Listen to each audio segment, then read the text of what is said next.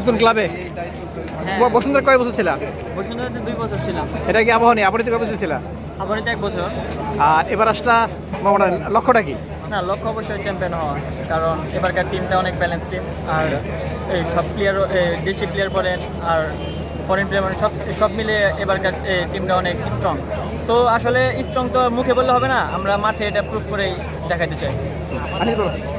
সেক্ষেত্রে ফাহিম চ্যাম্পিয়ন দলেরই সদস্য, মানে ফেডারেশন কাপ লিগ সব জায়গায় চ্যাম্পিয়ন হওয়ার অভিজ্ঞতা আছে।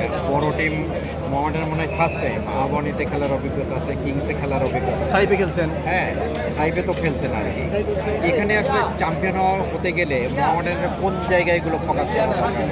টিম ভালো হয়েছে অন দ্য পেপার আপনারা বলতেছেন, কোন জায়গায়গুলো ফোকাস করতে হবে এখন? না, আসলে আপনার ফুটবল এমন একটা গেম, আপনি যদি ডিসিপ্লিনে না থাকেন আপনি কখনোই আপনার চ্যাম্পিয়ন হতে পারবেন না। আর সবচেয়ে এখনও মনে করেন আমাদের কোচ এখনও ডিসাইড হয় নাই, সে যখন আসবে অবশ্যই একটা কোচ যখন মনে করেন একটা টিম যখন সে একটা মানে একত্রে গাঁথতে পারবে তখনই কিন্তু একটা টিম আপনার রেজাল্ট পাওয়া শুরু করে আর কি। তো আমার মনে হয় যে এখানে সবাই অভিজ্ঞ প্লেয়ার আছে, সবাই এখানে জানে, আর এখানে সবাই প্রফেশনাল প্লেয়ার।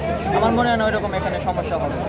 বিষয়টা হচ্ছে যে আপনাদের এখানে অনেক প্লেয়ার আছে যারা আসলে কীভাবে চ্যাম্পিয়ন হতে হয় সেই এক্সপিরিয়েন্সটা আপনাদের আছে। তারপর আমার লাস্ট কোশ্চেন, যে আসলে যে কিংসের জন্য ওয়েট করতেছিলেন, হ্যাঁ যে মোহামেডানে চলে আসলেন লাস্ট মুহূর্তে, কোনো হতাশা আছে কিনা, না হলো আনন্দ আছে? বা আমি যদি বলি আপনি যদি প্রফেশনাল দিকে চিন্তা করেন তাহলে এটা মনে করেন যে আমাদের এটা হবে, কারণ আমরা আজকে এই ক্লাবে আছি, কালকে ওই ক্লাবে, এরকম করে আমাদের আসলে হয়।